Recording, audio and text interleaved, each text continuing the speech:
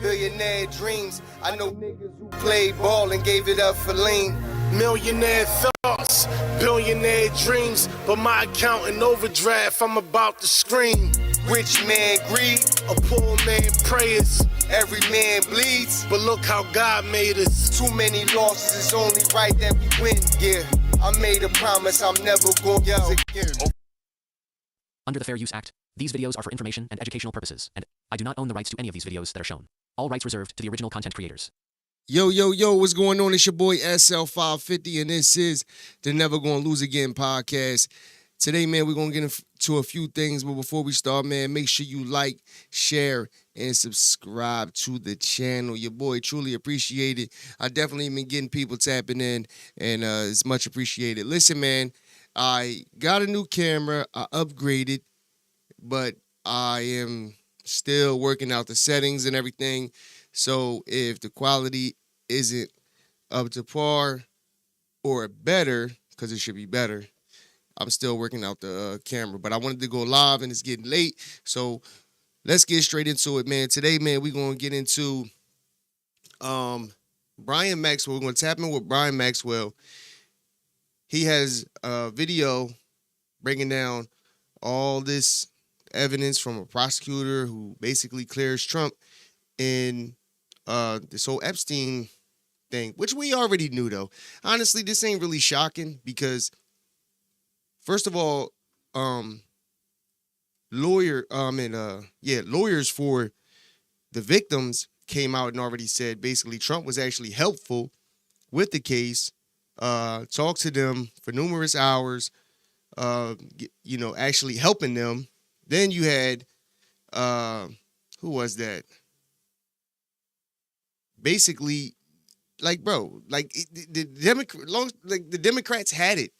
They had it. They had everything. They've been trying to go at, they've been literally going at Trump for years. You think out of all things that can tarnish Trump and make the public go against Trump, they wouldn't put out the Epstein files, the Epstein list with Trump in it. Come on, stop. So Brian Maxwell gonna break that down. Then we're gonna tap in with right now. We're gonna play this first. We're gonna tap in with D.L Hugley with Officer Tatum. He breaking down the video that basically D.L Hugley was on Vlad. I bet I'm all like D.L D.L was on Vlad and made comments about Officer Tatum, and he basically reacting to it.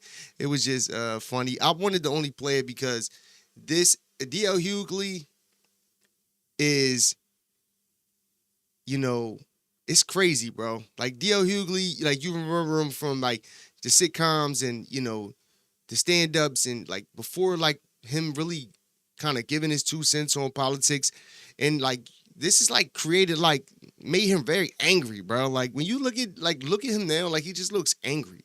Like he just is like an angry black man. Like like he's just mad at everything. So, we're gonna tap in with that, and then we're gonna talk about that. And then I'm gonna play the Brian Maxwell video, and then we're gonna end it off with an interview that Dana Bash had with Nancy Pelosi I think like last week, but it was an interesting one. I didn't see it. I happened to see it today, so I'm gonna play it. So let's get into it with this first video. Let's go. D.L Hugley. D.L Hugley used to be my favorite. My bad. Hold on. All right, here we go. I don't know why I had it queued up already.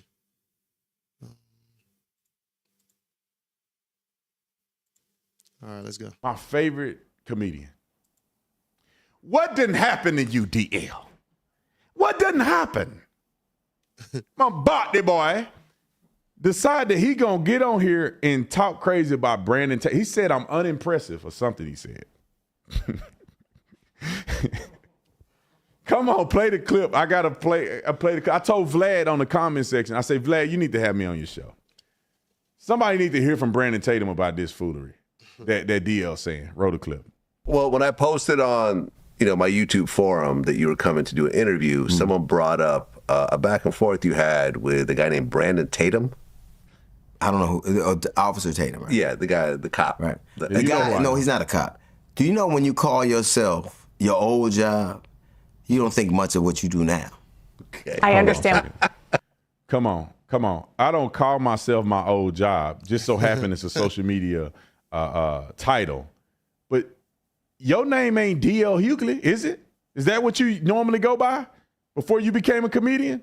Nobody know you before you were D.L Hugley, the comedian, so you still running with the comedian thing. Okay.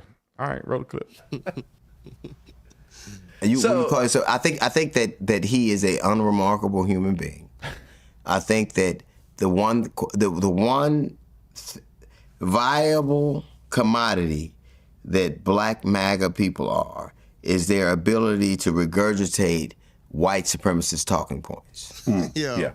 Yo, my God, bro. I gotta cut it already, dog. Because, bro, first of all, what is MAGA people? I don't that's dumb.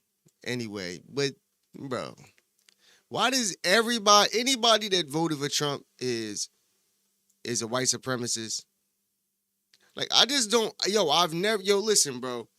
During Trump's whole campaign, I've been watching him like close for this past election.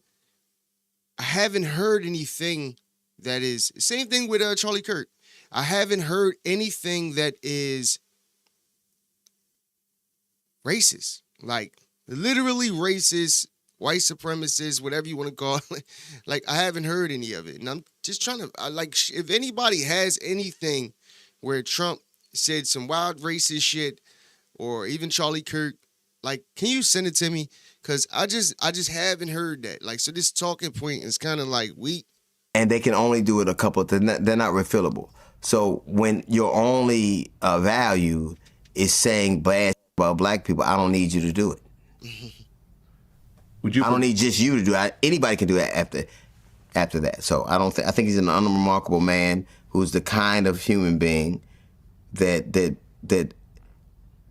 MAGA likes black men who do what they're told. Name me a remarkable. This is a thought exercise. Name me a remarkable black man that MAGA liked. Ben Carson? That was easy. A remarkable? He said Ben Carson. That's a fact.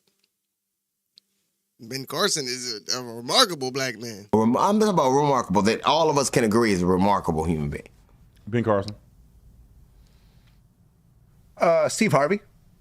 MAGA don't like him.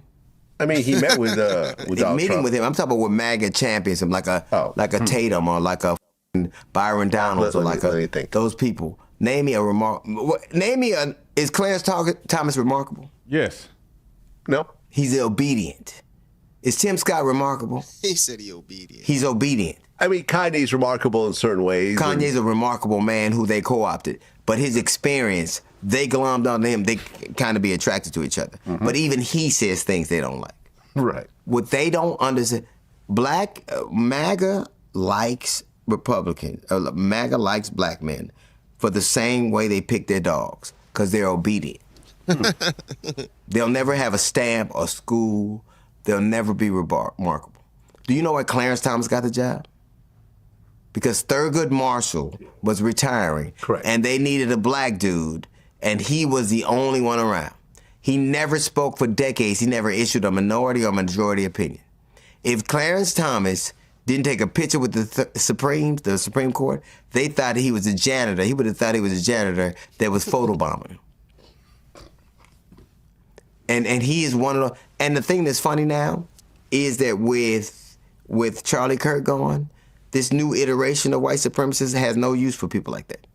Did you notice any one of them? Yo, you know what make me really mad, dog? Like, this shit is so weak. What makes me mad is,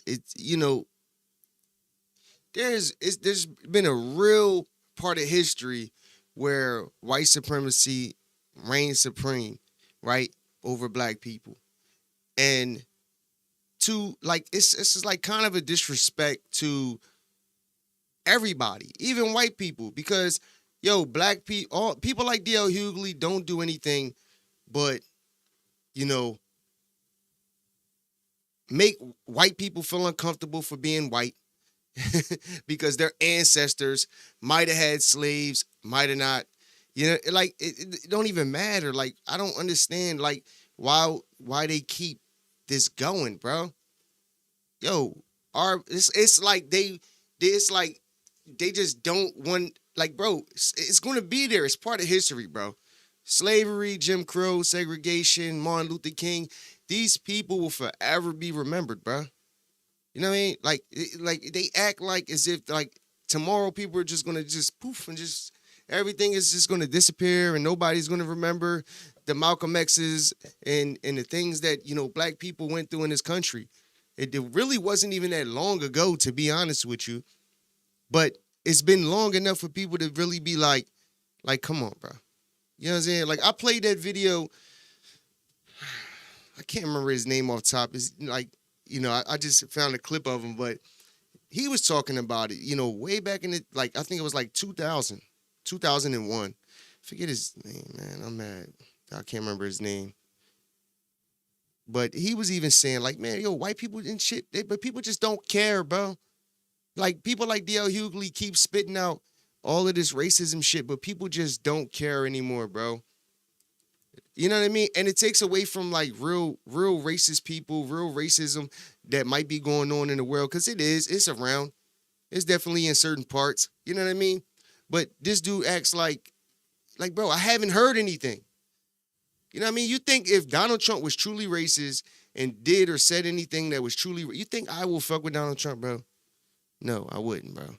My thing is, I never saw it. I never seen it. You know what I mean? With Charlie Kirk, with all of the things that these people say, they really, I guarantee you, D.L Hugley would never go and debate with the Officer Tatum. He told him, like, yo, we could debate. I'll fly you out, put you in the Four Seasons. You could come and we could debate, like, on the show. I guarantee you he won't do it because people like him don't really have anything to really back what they say. It's just a talking point. That's one thing I learned about a lot of, especially black Democrats. You know, even white ones, bro. You see the Democrats on James Klug's show that he go around and just ask them questions, nicely, respectful. They don't have anything. All they have is talking points that they heard somebody else talk about. So when he talks about that, you know, Officer Tatum, you know, they can't refill or whatever he said, like, bro, that's just not true. Like, it's a lot of conservative content creators, Cartier family, Brian Maxwell, Barry Cunningham, Officer Tatum, plenty of a plethora of conservative content creators, YouTubers who supported Trump in this election, voted for him, and speaking at his funeral. This dude is crazy. Was there a black person that spoke at his funeral? Ben Carson. Was Candace Owens who carried Carson water was for at his, Did she speak at his funeral? Did this dude, whoever this dude is, speak at his funeral? No, because you're window dressing. What you are is a picture. You're a photo op. Would you put Candace Owens in the same category as Brandon Tatum? So if you want to participate, get you one of these shirts or one of these merch items, and your purchase will go towards the Kirk family. A lot of people, TatumStore.com. Would you put Candace Owens in the same category as Brandon Tatum? Sure. They were Philippines. Yes, they're Negroes. They're useful. And when they're not, they're no one. Do you think that she was, were they going to turn Turning Point over to either one of them? Why would they do that anyway? You think that his wife? It's just dumb. Why would they do that anyway? Like, with this Brandon, both of them got their own shows that's doing very well. Like, you know, like Brandon Tatum, or like Candace Owens, they're like literally equivalent. Like, they're all like up there. They got over 1 million plus subscribers. Like, what is he talking about, bro? This dude is crazy, bro. When did he even become this way? Like, when did D.L Hugley just become angry? Like, I didn't know that he was this angry. Like, cause I see him, like, I don't, you know, I watched, I listened to a show before, it's like radio show or whatever the case may be, but it just seemed like ever since Donald Trump really made people have TDS, bro. Like, it's a real thing, bro. I've said it before, bro. I thought it really was a joke. I thought it was funny, but people really have Trump derangement syndrome, bro. It's just crazy to me. Like, anybody, and on top of that, anybody, hold up. So anybody that doesn't support Democrats or doesn't, because my thing is, I believe Candace Owens, this is the funny part. Candace Owens, Officer Tatum, myself, plenty of logical, conservative content creators, right? If a Democrat ran who was talking and they had a track record that was official and they was, somebody who we like, everybody would vote for him come election time. It's a fact. This is a fact. That's what's funny. It's just the fact that if these people are slaves, they're the real slave. People like D.L Hugley is a real slave. Like, he's scared to say anything against his own people because, like, he think like it's over for him if he do. When it's like not, bro. It's just not. Bro, you can criticize your people sometimes. Sometimes we need that. You know what I mean? That's just a fact. He has a wife. This is the analogy I made. There were times when slaves were told by their masters that on the event of my death, you'll be free and you'll have an exalted position. And when those masters died, the family or the high organization was under no obligation to honor what he said anymore. Where are those people now? Struggling to be relevant. Struggling to exist. What is he talking about? I'm sorry, bro. I know I stopped the life force. Bro, why is he bringing up slavery, bro? Why is he bringing up slavery? He talking about where the people now, they dead. Goofy, like, what? Yeah, first of all, D.L Hugley, I don't know his finance, but sitcoms, comedy, kings of comedy, movies, he did the whole thing, radio, well off. What is he talking about? Why is he talking like he gets up every day and he's oppressed? Like, this would be the clown world shit. Bro, you can't make this shit up, bro. Candace Stock and Trade right now is telling you that what they're telling us isn't true. He is fighting for a dead man's legacy. I don't know what the future is of that. I have no idea what he said at the end, but Candace Owens is probably, whether you like her or not, she's probably one of the most viral and popular people on the internet. That's period. A fact. Out of all the people on the internet, she has more followers than Charlie Kirk's channel. She had more followers than Benny Johnson. All the other people that are in our, by far more followers than me. She got 150,000 people watching her live every day. She got big struggling channel. for relevance. She's bigger than Charlie. And all to be quite honest. And all of them bigger than D.L Hugley. All of them. I guarantee you, Officer Tatum, Benny Johnson, Candace Owens, they all get more money than D.L Hugley.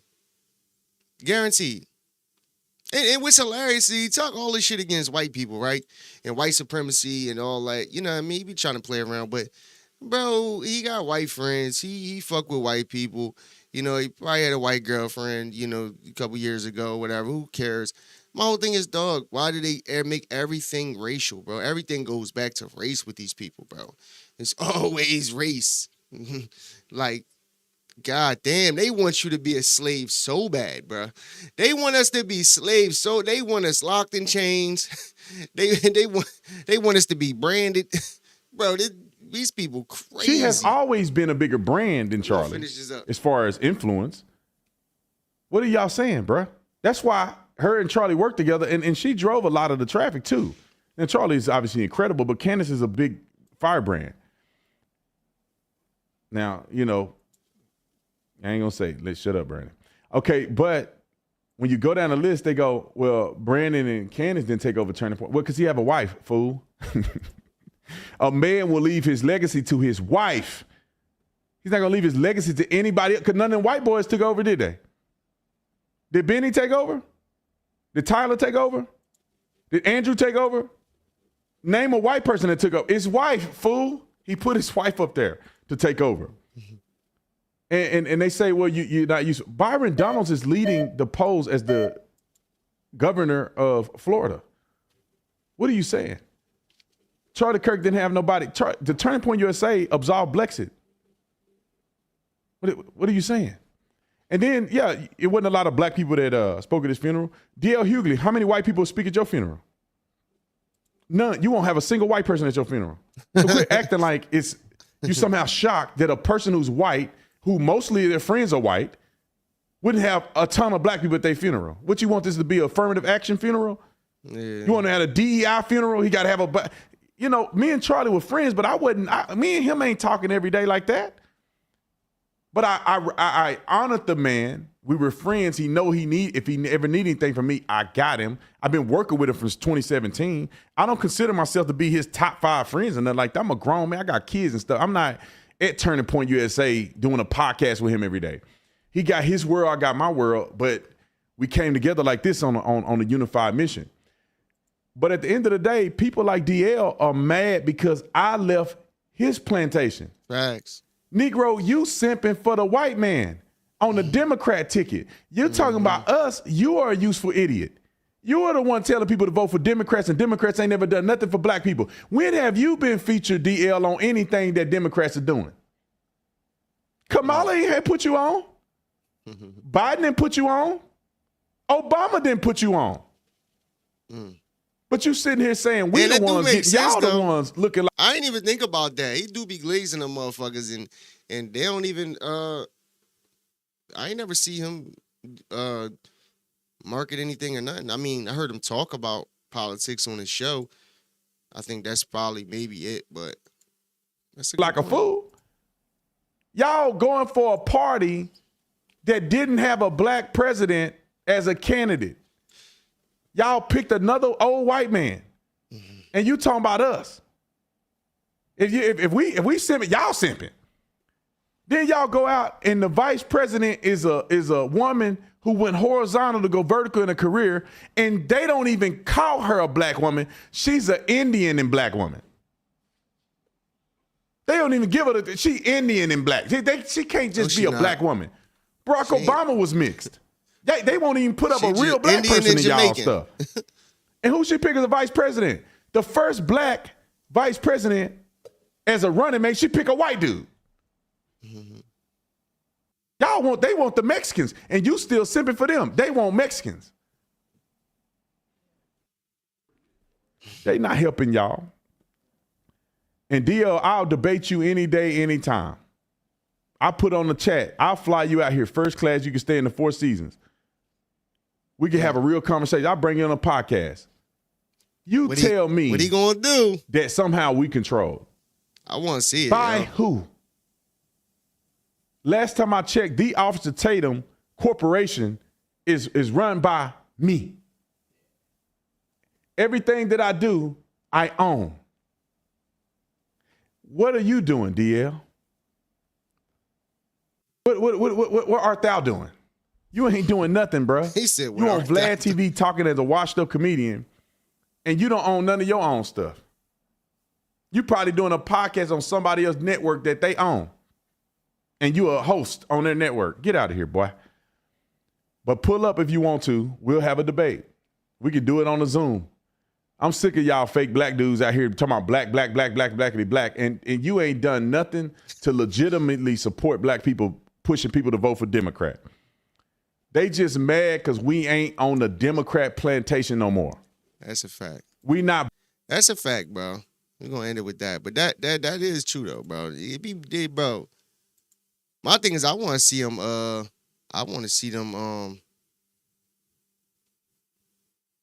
you know what? Let's do that first. I want to see them debate.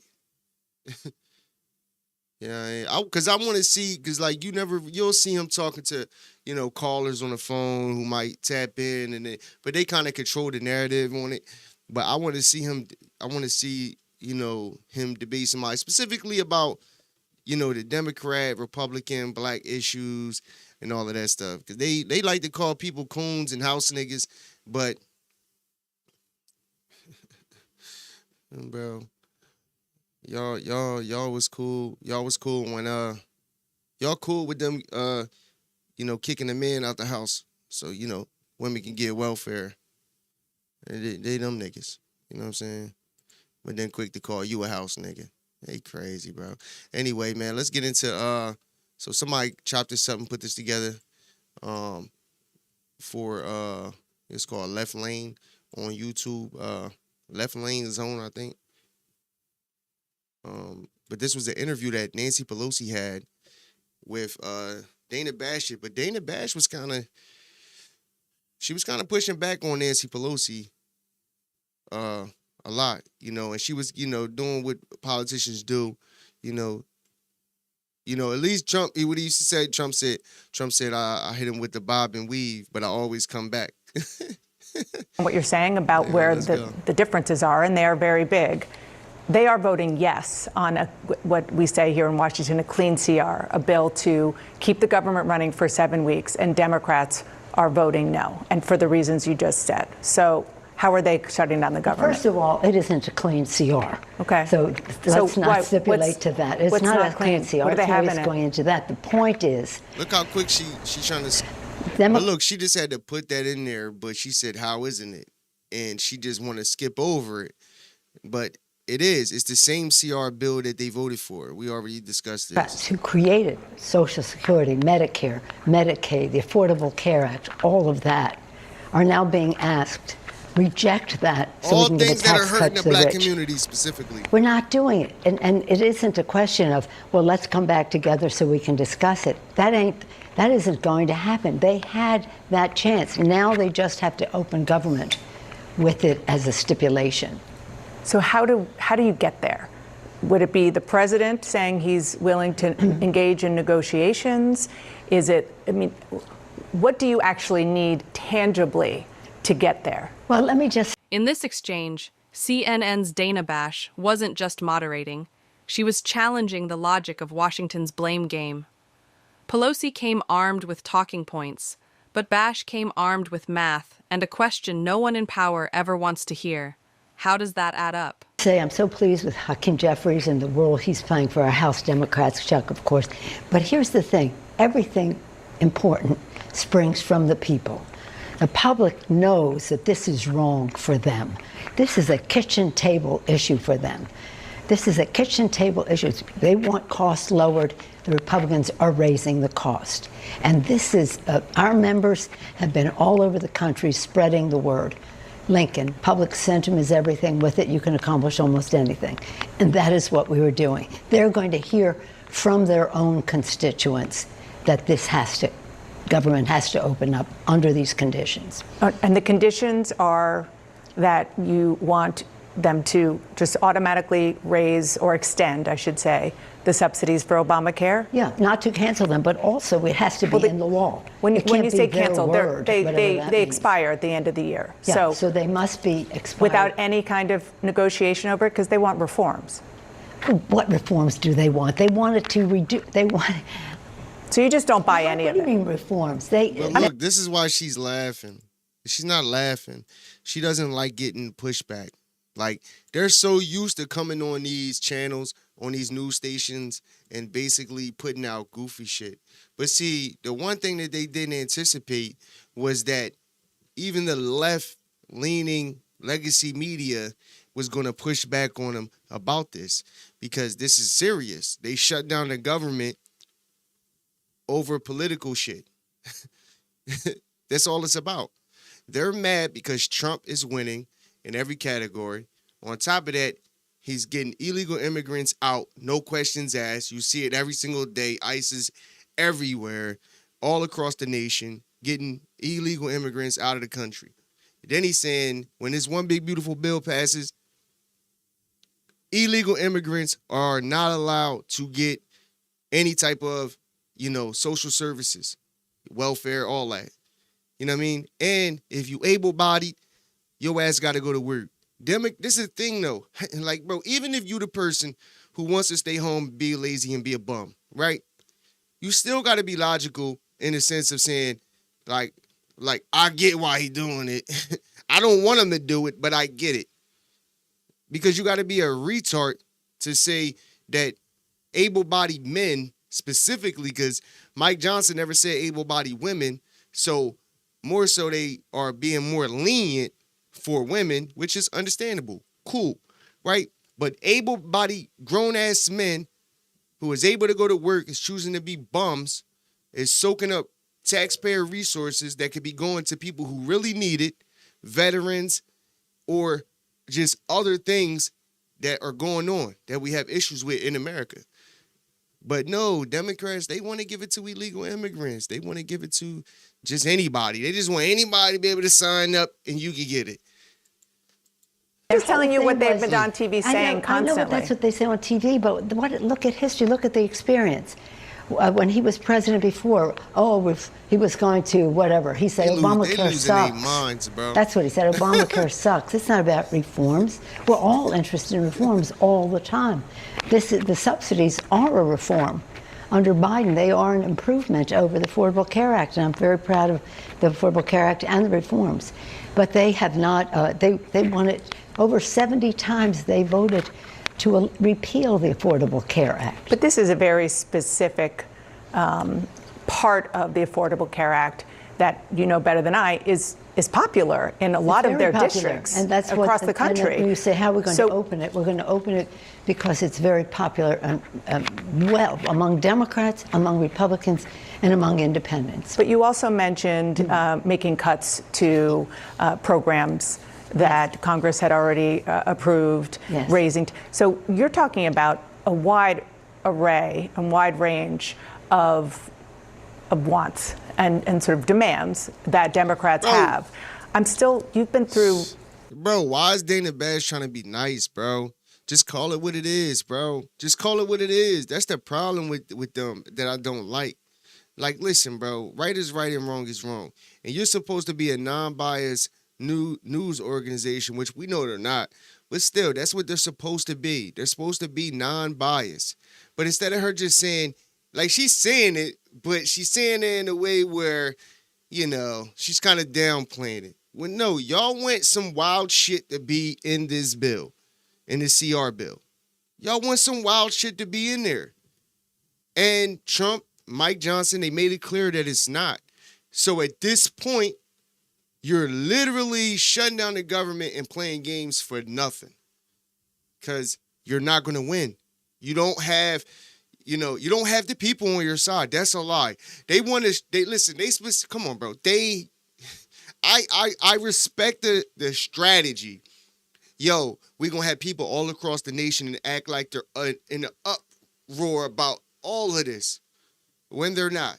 It's a no kings protest that they've been having, that they've been paying people for. People know it. They know it's a joke. You know what I mean? They showing old footage, all of that stuff. Already went through that. But it's a joke, bro. It's a joke. It's not real. So, and people know this. They really are depending on you to be ignorant and for you to be dumb. But that's not true. You're not dumb. We're not dumb. They fucked up. They fucked up, bro. This kind of thing many, many times. I still can't see, and maybe you can explain it, how you get from here to there, because it feels like we're going to be in this for a long time. Well, when President Trump was president before, it was 35 days. Yeah. And I remind you, he said, I'm very proud of this shutdown.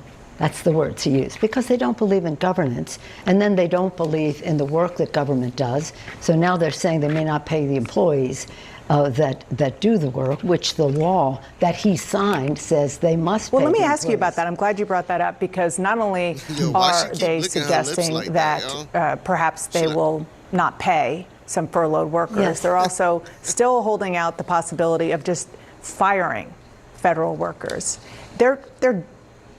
It's a pressure tactic against you and your fellow Democrats to do whatever it takes to vote yes to reopen the government.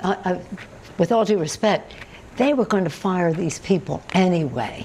Just look at their game plan. They were firing them anyway. So you think it's an excuse? And the workers know that. The workers are better informed than most of us on this because they're bearing the brunt of it. And they know had this firing lined up for a long time. So you don't buy it? You think this is an excuse? Of course I don't buy it. But I don't buy it. But there's clarity here. It's no use confusing the issue with, they might have and would have and should have and all that. No. They're giving a tax cut to the rich, $400 $4 trillion tax cut to the rich at the expense of food in the mouths of babies, health care for families, Medicaid for long-term health care for seniors, as well as for poor children, not to even mention the Yo, my thing is this, right? If that was true, or let's just say it is true, right? Why they never, like, like, when they say that, I mean, I guess it's better to just say it, and that's it. But that talking point is weak as shit. It's weak as hell, bro. But they never give any details on how that's happening. How is the rich getting richer? And yo, a tax cut is a tax cut for everybody who pays taxes, bro. Yeah. He said that people that bring their businesses back to the United States will get, more of a tax break. That's an incentive for people to bring jobs back to America. Like, bro. Damn. Did you see that meeting with that he had with Mark Zuckerberg, I believe Jeff Bezos, somebody else there. There was a few of them, all billionaires, and they all was talking about how much they was giving, investing in America, 600 billion, 600 billion, 200 billion, hundreds of billions. Have you ever seen an interview with Nancy Pelosi and anybody saying that they were investing large amounts of money in America? No, you haven't. And you won't. They don't care about you, bro. They don't. Most politicians don't. You know what I mean? But especially people like Nancy Pelosi, who is worth upwards of $400 million. You know what I mean? Like, she make roughly $200,000 a year, but this white woman right here, been in Congress for about 40 years, bro. Upwards of, this been her same job. She ain't never create nothing, own nothing, hire nobody, no nothing. She literally has been in the same, in Congress, going through her little, started here, went up here, but she been in that same building working 40 plus years, and she make about roughly $200,000 a year, and she is worth, they say 200, but they say it could be upwards of 400. Medicare cuts that they have, but I will mention them. In any event, because that makes me mad when they say, you're trying to look out for your billionaire. Bitch, you're a millionaire. You're a millionaire. What are you talking about? You're rich. A lot of these people in Congress are rich, and some of them have gotten rich quick, super quick. Like, where did you get this money from? Like, bro, these people are crooks, bro. Super crooks. Don't ask Democrats to say we are going to reject everything we stand for in Medicare, Medicaid, Social Security. They're firing so many people at Social Security, it's hard to get your benefit. Yeah. So this is a budget is a statement of values. The conflict between Dana Bash and Nancy Pelosi in this interview highlighted a larger issue in American politics. Too many leaders confuse repetition with clarity. Pelosi's reply, that Democrats are standing up for values, may sound rhetorical, but it ignores Bash's primary question. If both sides claim to want to keep the government running, why can't they agree on a basic financing measure? Bash's strength as an interviewer is her persistence. She didn't interrupt to earn points, but to bring the argument back to reality. Each time Pelosi veered off topic to discuss tax cuts for the wealthy or the Democratic Party's moral tradition, Bash carefully brought her back to the point. How do you get there? It was the type of reaction Washington rarely gets from its own press corps, forceful, factual, and unafraid to identify a deflection for what it is. Pelosi's responses demonstrate how disconnected leadership rhetoric can be from practical governing. Her claim that rejecting a continuing resolution constituted a stance for principle sounds admirable, but in actuality, it risks the same outcome she opposes: suffering to ordinary Americans as a result of the shutdown. Bash's insistence on clarity served as a subliminal reminder that politics is judged by impact rather than purpose. The exchange also highlights a broader difference between accountability and performance. Pelosi, a seasoned political strategist, portrays the issue as moral combat, good versus greed. Bash, on the other hand, establishes cause and effect. The end outcome is a microcosm of American discourse. Moral absolutism collides with journalistic pragmatism. Pelosi is correct that budgets represent principles, but Bash's line of questioning reminded viewers that values without implementation provide little consolation to those who cannot collect paychecks during a shutdown. The former speaker's resistance may have energized her followers, but anyone outside the political bubble saw Bash's calm and reliance on facts as more credible. In the end, it was not about who won the debate. It was about who kept grounded in reality. Bash's clarity proved her correct, not because she disagreed with Pelosi's beliefs, but because she... Shout out to them for putting that video together. Yeah, man, but man, it's so funny seeing it's so funny seeing like Nancy Pelosi get up here and it really makes me mad seeing them play these political games. Meanwhile, people are really out here, fucked up, bro. They thinking about the first of the month and food stamps and about to come soon and they may not get it, and other things. I just took a leave from work, to help out with my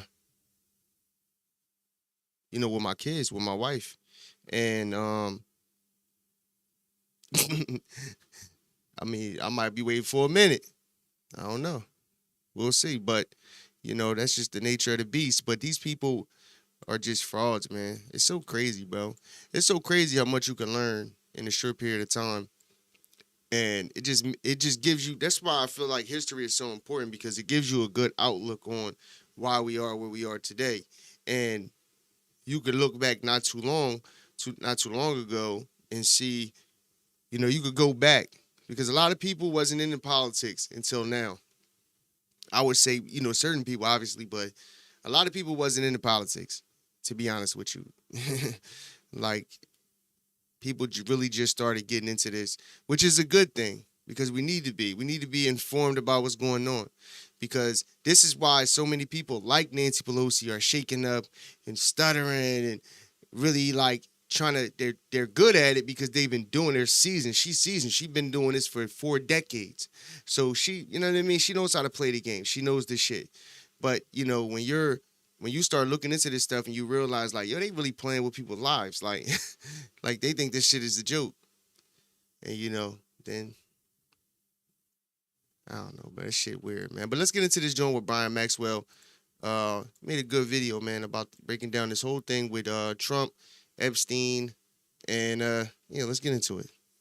All right, y'all. Another one of the Democrat myths have been busted. And wait till you see how they're trying to cope and trying to shift the narrative now. Now, we know that since Trump came into office, all they've been talking about is Epstein.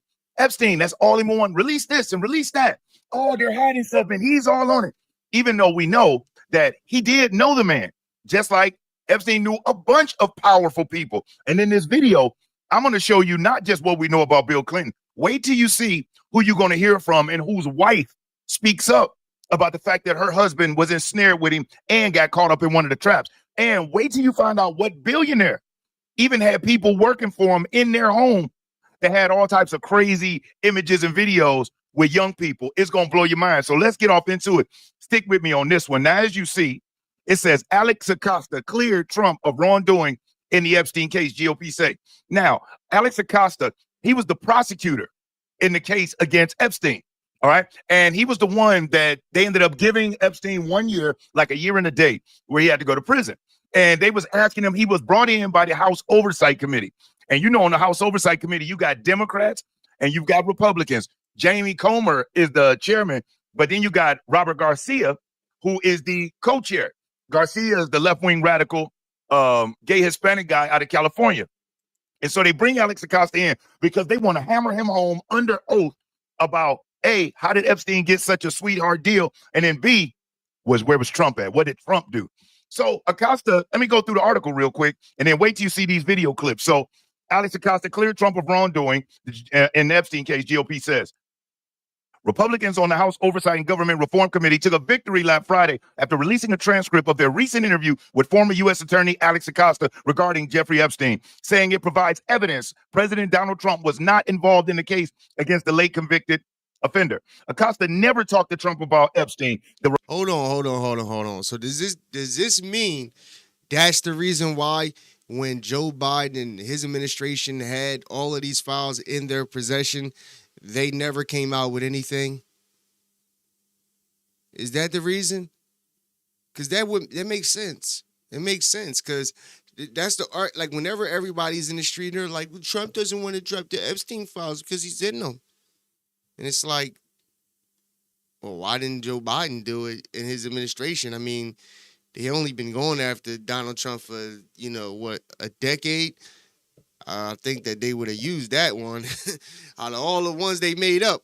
If that was factual, they would have definitely used it, right or wrong. So that explains everything. But like I said in the beginning, we already Republican Party majority of the Oversight Committee said in a post on X, attaching a screenshot of Acosta's interview from September.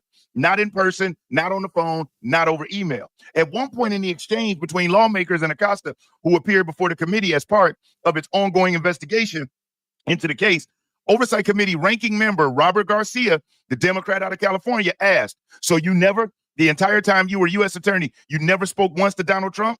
Acosta replied, according to the interview transcript, the entire time, let me be more clear. I did not speak with President Trump, with Donald Trump, before I was considered for Secretary of Labor. Asked by another Democrat whether Trump was named in any document in the Epstein case, Acosta said he did not recall any such instance. Oversight Democrats, however, had a starkly different takeaway from Acosta's interview with Sarah Guerrero, a Democratic spokesperson, arguing his remarks suggested a lack of contrition for his part in the case. The transcripts of Alex Acosta's interview confirm what we've known all along. He has no remorse for his mishandling of the Epstein case, Guerrero said in a statement. Because of the deal Alex Acosta gave Epstein, he was able to continue taking advantage and hurting young ladies for another decade. No matter how House Republicans try to spin this, Oversight Democrats will keep pushing for the truth. Acosta, in his capacity as U.S. attorney, oversaw the deal between the federal government and Epstein that many have argued allowed the financier to continue to victimize women for years. Acosta resigned from his post as labor secretary in the first Trump administration amid renewed scrutiny of the case.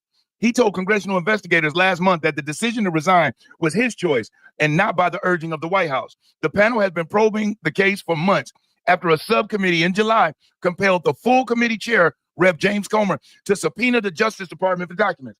Epstein's estate has turned over materials to congressional investigators, including the so-called birthday book that included a note allegedly written by Trump for Epstein. Now, this article is from Politico. Yo, bro. It's just so funny because where's all the people at that was dropping comments in my shit talking about, oh, he's a pedophile. Oh, he's this. Oh, Trump. People love Trump, boy. They love Trump. Where all the comments at now?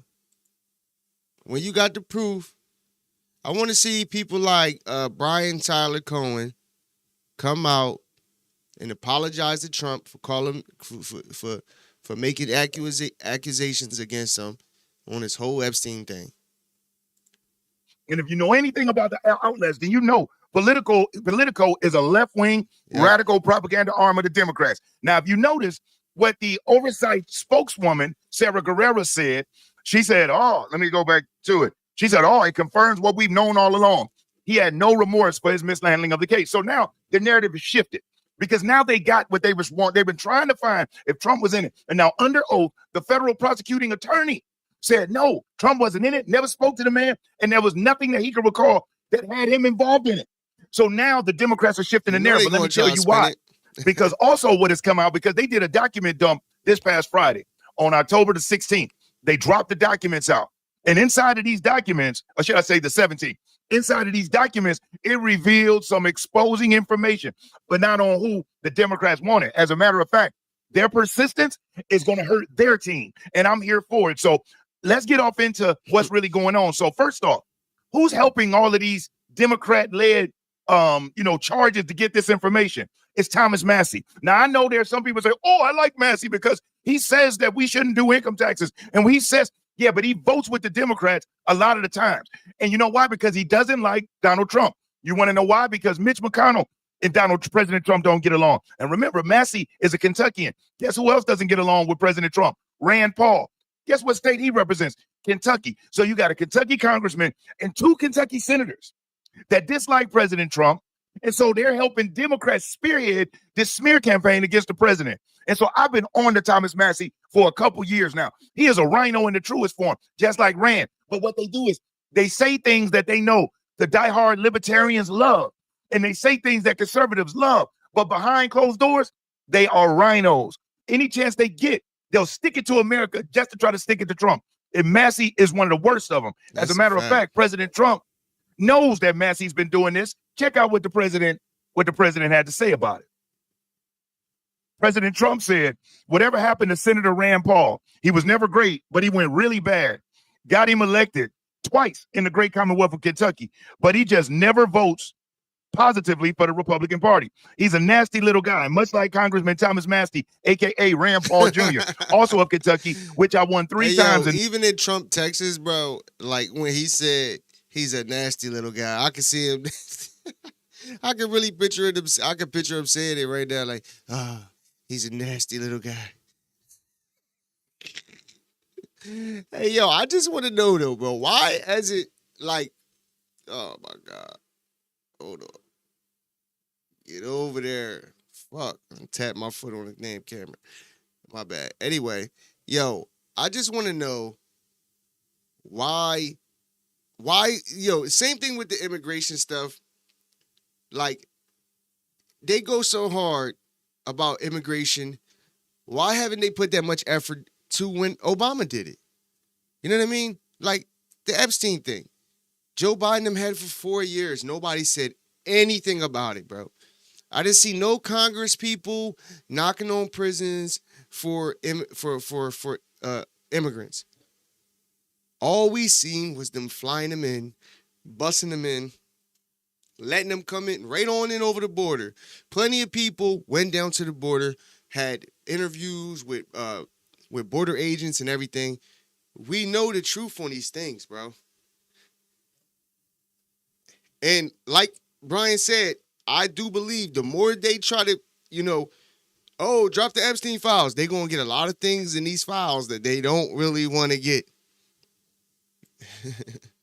Because it just doesn't make sense to me. A lot of them obviously seen these files, bro. And that's why when Trump said that we got to make sure that, it's credible information that's being put out, I kind of understand it, because you got to think, this guy got whacked or died killed himself in 2019, right? Then Trump goes out of office. Joe Biden gets in. 4 years, you have all this time. Nobody's talking about Epstein. Nobody's talking about the situation. Now Trump gets back in. Trump did say that he would put these files out along with the M.L.K. and the JFK files. So he kind of put himself in this, to be honest. But at the same time, you do want to put stuff out there and make sure that when it's like anything. Like when you accusing people of shit, you want to make sure it's accurate. You don't want to just be putting shit out there and tarnishing people's names. So I kind of respect that part of it. And they're putting stuff out there. He just said that they dumped some files. So, and like you said, Politico, a left-leaning source, said that basically Trump ain't have nothing to do massive with this. landslides. A sick wacko who refuses to vote for our great Republican Party, MAGA or American First. It's really weird. If you're enjoying this video, do me a solid, hit that thumbs up, because I will never ask you for a cash app or for a super chat. You hitting that like button, it helps other people find out about the video, and that's great. If you aren't subscribed to the channel, subscribe. And whether you're already subscribed or subscribing now, make sure you hit the notification bell and select all. YouTube has issues on getting out notifications, but when you select all, YouTube will make sure you get notified when I upload new videos. So all of those that say, oh, I support Massey, I support him, that's fine. But you got to know, he is a freaking rhino and always has been. Just peel back the layers of the talk and look at the actions.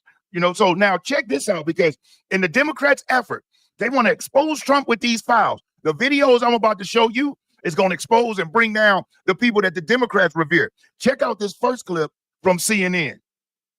New details this morning. Hundreds of new pages have been unsealed in a lawsuit connected to convicted Jeffrey Epstein. The victim alleges that former President Clinton pressured Vanity Fair not to run a story on Epstein. The pages also shed new light on how Epstein's victims were recruited and what happened to them.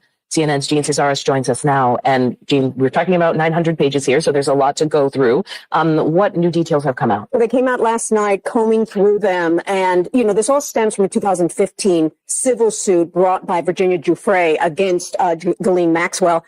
And Virginia Giuffre had wanted her story to come out. She wanted a book. And so she became very close with a reporter out of Britain.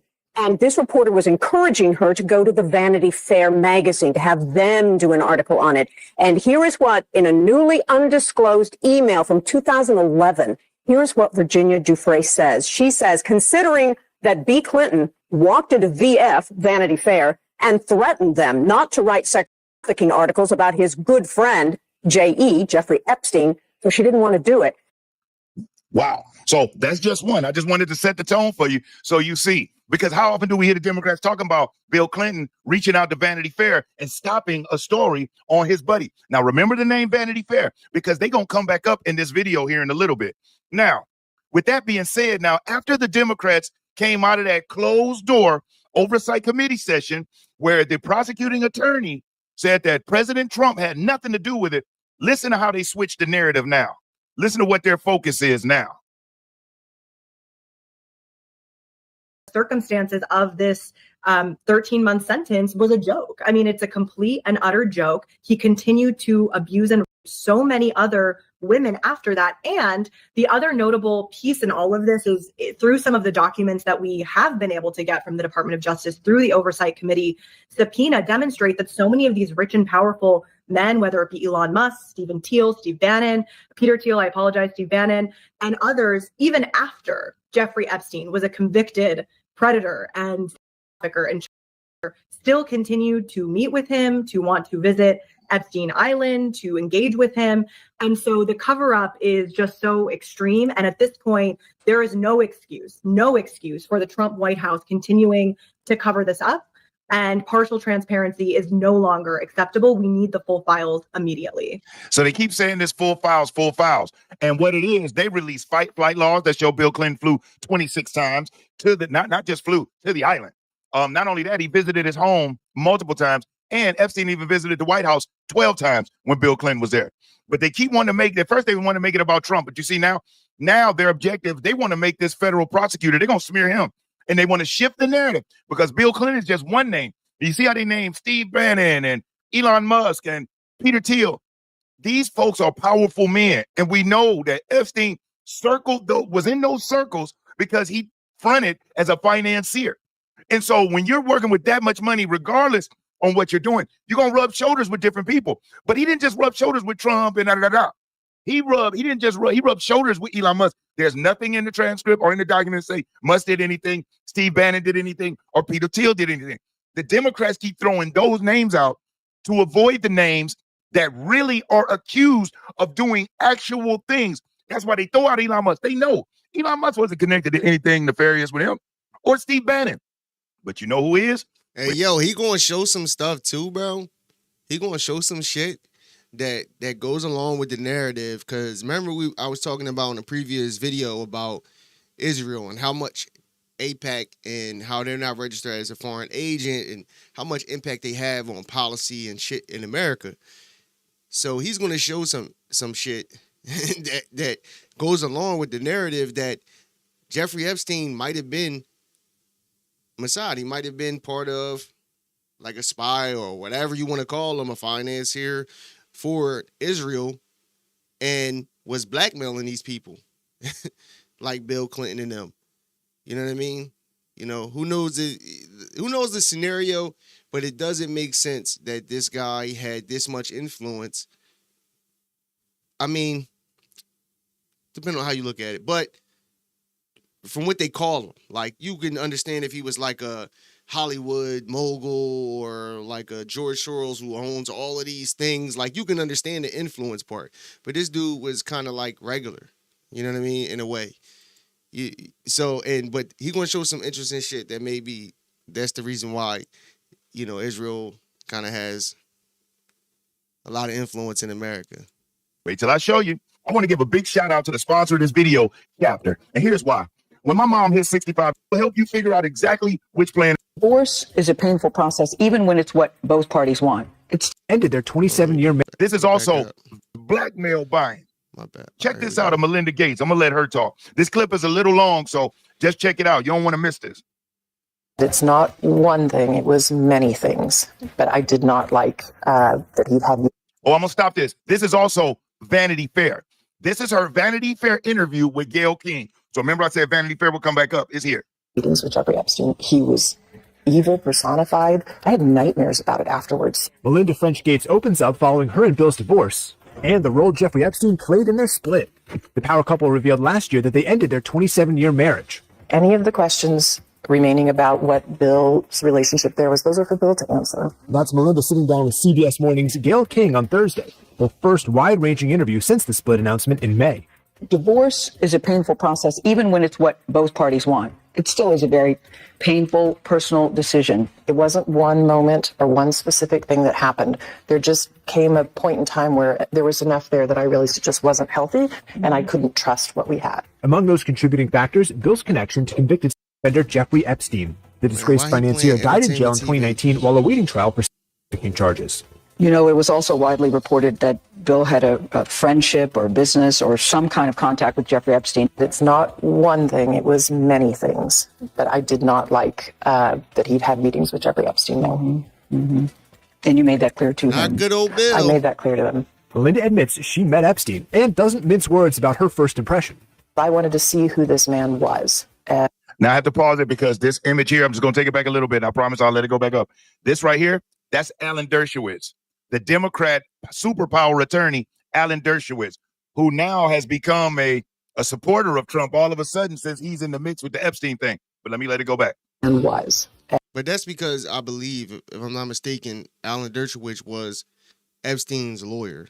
That's why he's like in this, because he was his lawyer. And I regretted it from the second I stepped in the door. He was abhorrent. He was evil personified. I had nightmares about it afterwards. My God, I felt terrible for those young ones. It was awful. In a statement to CBS News, Bill calls meeting with Epstein, quote, a mistake that I regret deeply. He adds it was a substantial error in judgment. Any of the questions remaining about what Bill's relationship there was, those are for Bill to answer. Okay. But I made it very clear how I felt about him. Mm-hmm. Melinda and Bill's divorce was finalized in August of last year. I know Bill don't like her talking about that shit. I want to say that on the day I got married, I never thought I would end up being divorced. And, unfortunately, I felt like I needed to take a different path, but I didn't have any sense of how big of news it would be. You can't. Hold on. Why you think they really got a divorce, though? She started seeing how creepy this nigga is, man. Like, hold up, man. This motherfucker is some weird shit. Something like that. The couple shares 3 children together, and both remain involved with the Bill and Melinda Gates Foundation. Definitely a very sad milestone. In his first interview following the divorce in August, Bill explained the split wouldn't affect their dedication towards giving back. And Melinda's a great person, and that partnership that we had coming to an end is a source of great personal sadness. We are communicating and working at the foundation, and so that partnership we're going to try and continue. Okay, so now you just heard out of her own mouth, okay, that it was the meetings and the business dealings and the what made her want to vomit. She had nightmares, right? Now, the Democrats, why are no Democrats talking about Bill Gates at all?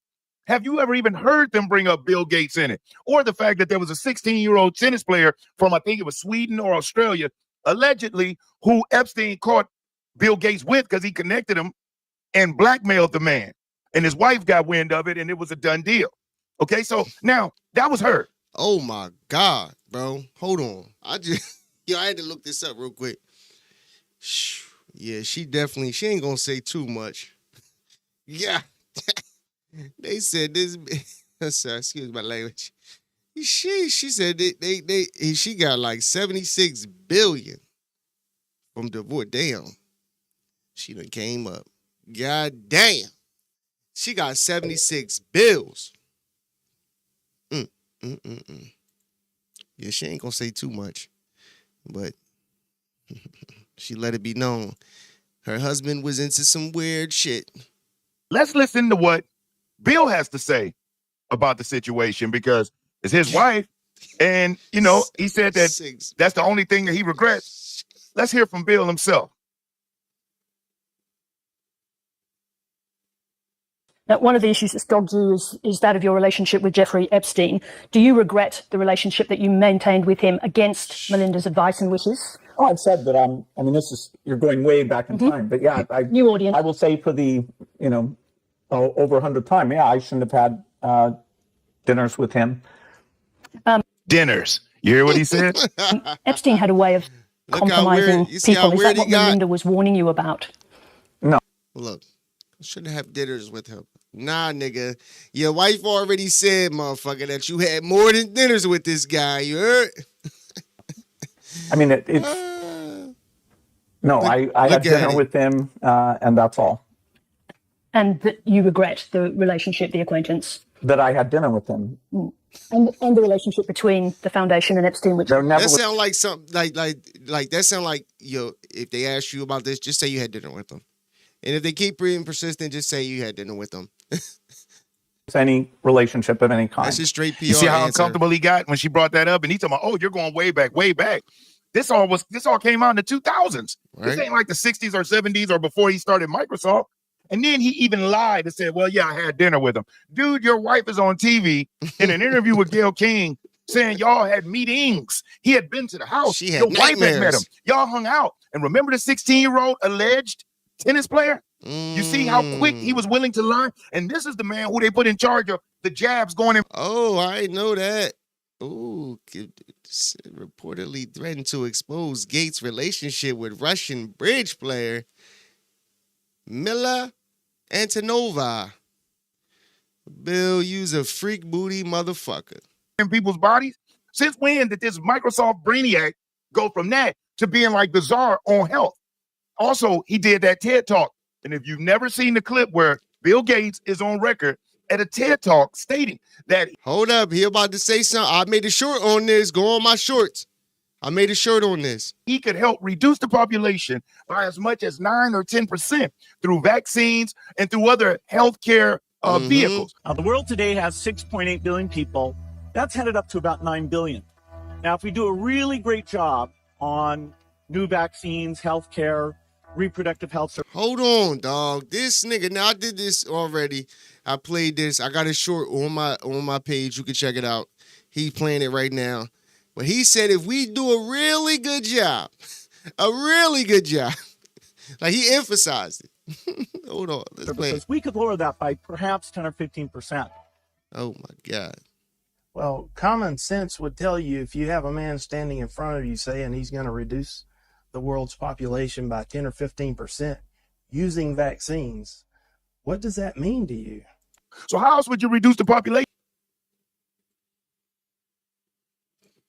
Don't get your kids vaccinated, people. I'm just saying. You can say, bro, I got vaccinated, dog. I'm fine. Me too.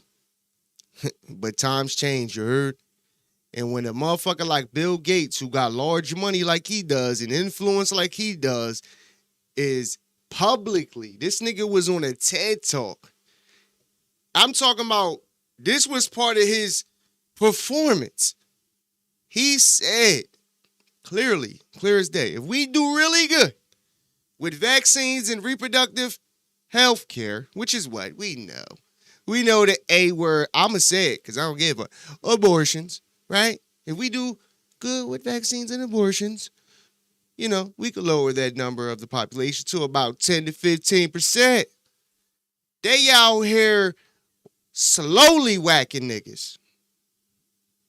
God damn it. Got to be more careful. These people wicked, bro.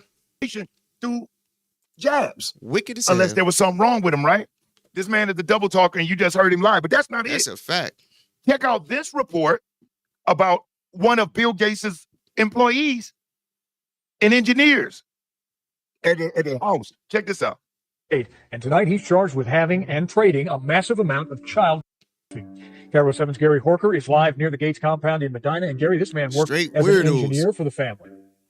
That's what SPD intelligence found out, Steve. They found out that the man actually worked for the Bill and Melinda Gates mansion on the grounds of their sprawling 66,000 square foot estate, and that's where they found him and questioned him last March. The estate is behind us, right on the lakefront here, but this is a few blocks away, and it's as close as their security will allow us to get. But according to King County prosecutors, 51-year-old Rick Allen Jones was questioned by detectives about images of child that were sent from Jones's home computer. Now, none of this alleged crime actually happened at the Gates mansion, but it was here that Rick Allen Jones admitted to detectives he collected child for about 10 years, sending images through his Gmail account. Now, while Jones was talking to detectives at the Gates estate, three more SPD detectives had a search warrant to search Jones's Ballard apartment. There, they say they found more than 6,000 images of graphic child porn, 133 of which were children identified by police. We tried Jones's apartment for comment. We got no response. We also reached out to Bill and Melinda Gates' foundation, and we did not hear back. So, in fact, we do not know if he's been fired by the Gates' family. Another mystery into this is why Jones was never jailed or charged by these allegations up until now. The investigation started here at the Gates Foundation, the Gates Mansion, in March, and the criminal complaint, which I have right here, says he has to show up in court and face a judge in the coming days. So we're going to keep track of this. We're digging into the charges. We'll keep you posted on the latest. Live from the lakefront in Medina tonight, I'm Gary Horker, KIRO 7 Eyewitness News. It gets deep, don't it? But it gets even deeper. So the Democrats run around, and that's why they keep evoking Trump's name. But guess what else? Remember on the videos that I put out previously, I showed that. Yo, so look, this the video. Yo, this the video. Look, this the joint I was telling you about. Look at Epstein this shit. Look at this literally has a picture of President Clinton in his home that he shows people when people come by, that he would show people as his way of like showing off of the type of power that he's got. But that's not the only president that he had up on his wall. This is a real oil painting that he has in his New York mansion that Epstein has hanging up in his New York mansion, where all these powerful people will come through. So hold on, bro. Hold on. So now you can understand looking at this, right? They said, now I don't know how true that is. I don't know where that information came from as far as, you know, I mean, but it's a painting. What do you do with paintings? You put them on the wall.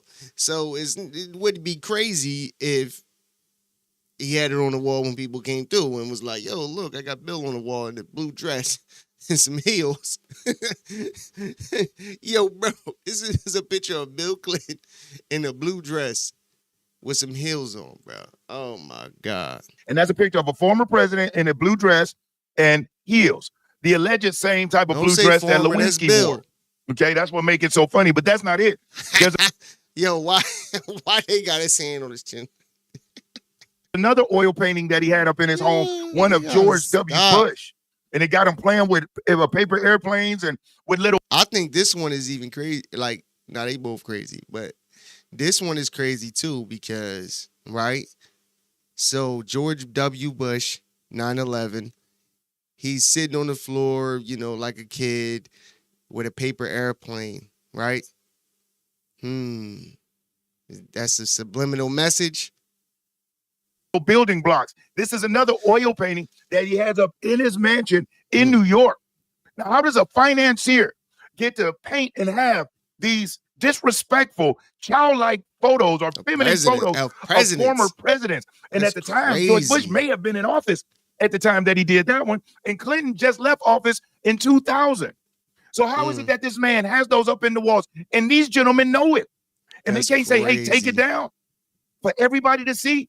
And they say that there's a deeper meaning behind each one of these photos, but you don't hear anybody talking about W.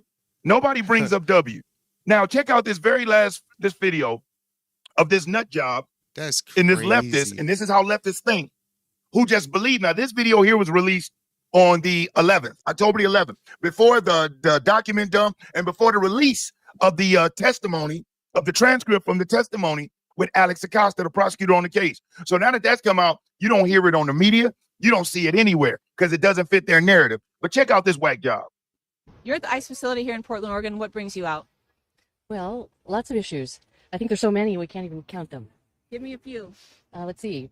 The president is closing down the government because he doesn't want the Epstein files out.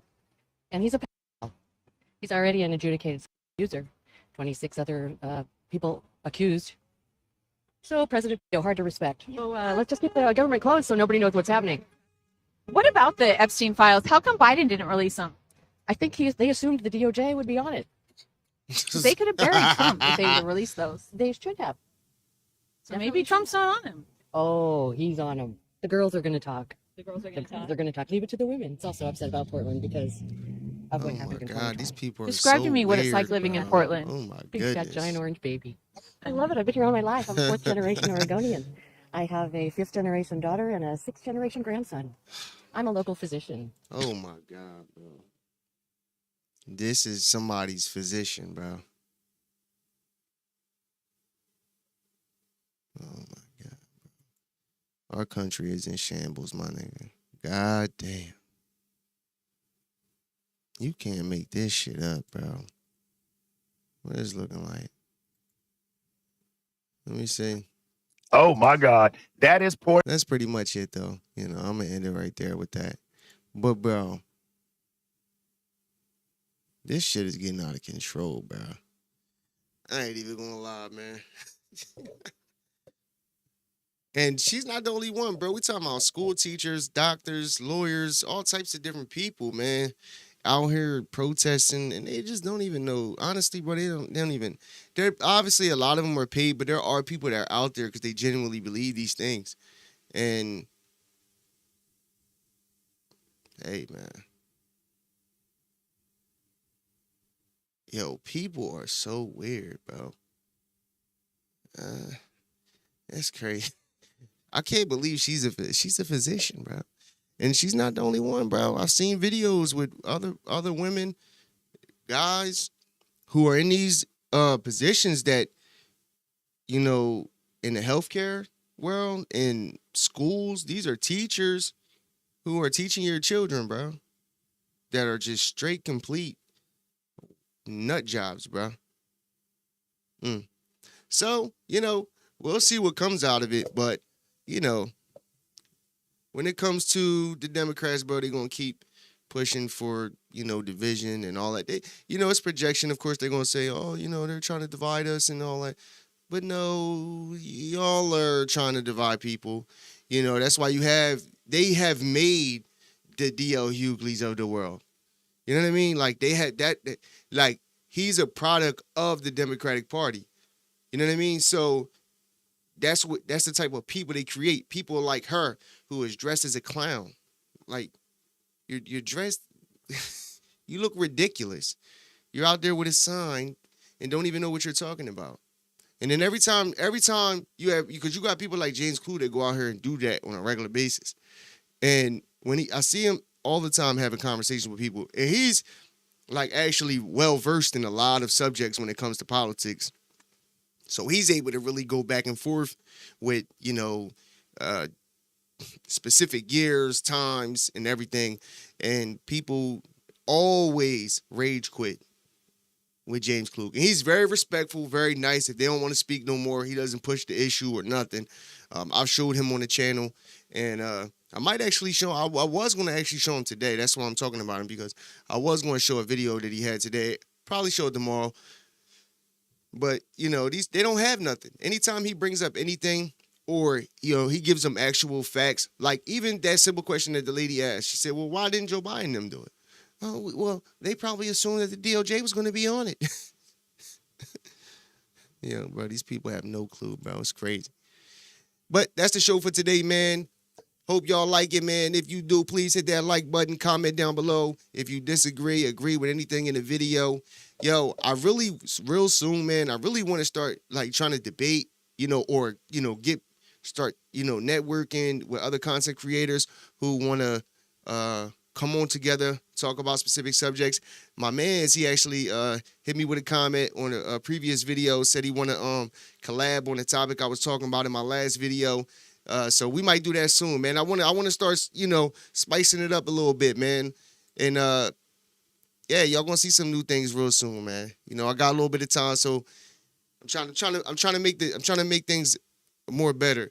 You know, I upgraded the camera. I just got to get it. I think it's good, but it could be, you know, I got like an eye for this shit. So when I'm looking at myself, I see like the clarity could be better. So I'm gonna work on that. It's gonna get better.